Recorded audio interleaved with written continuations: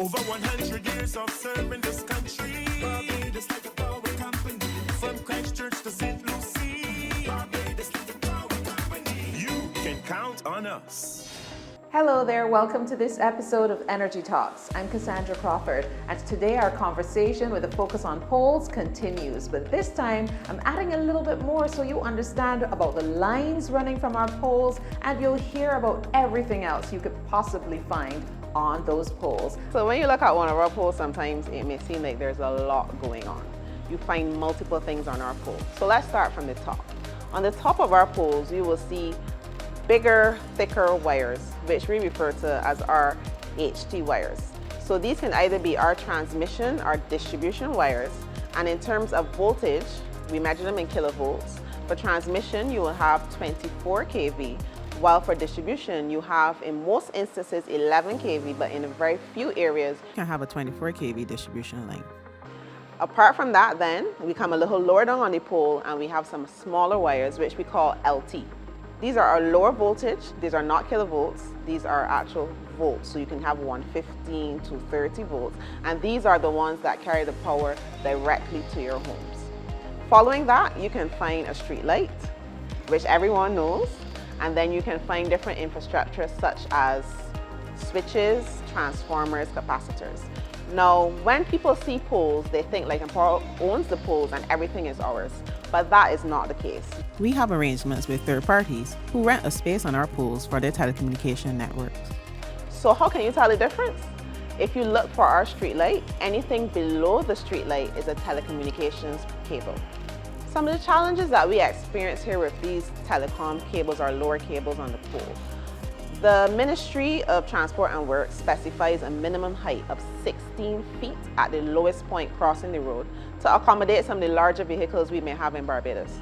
What we have found over the years is that sometimes these cables are not to height. Over time, they may slacken, they may lower, and we have had issues with passing vehicles, snagging these wires, damaging our infrastructure, pulling down poles, damaging vehicles, along those lines. Some of the challenges that come out of this are broken poles, or poles being lifted out of the ground, damaged poles. This requires us to mobilize contractors, mobilize line crews and resources to effect these repairs. It is time consuming and it comes at a cost to replace this infrastructure. You may also find that if the third-party services are interrupted due to the damage to the cables, that the Barbadian public may experience loss of internet, cable, or landline services. And just a note to you homeowners out there looking to build your home. Another challenge which we face here are low service entrance to your home, which would result in the wire that we have to connect to your home being too low. So we encourage homeowners, when you're doing that step, to make sure you have an adequate height that we can have that cable no less than 16 feet across the road. Another thing I would like to address, something that people often wonder about. Why do you pass and see what looks like half a pole just standing there doing nothing? On our poles, we have infrastructure for various purposes and from various people.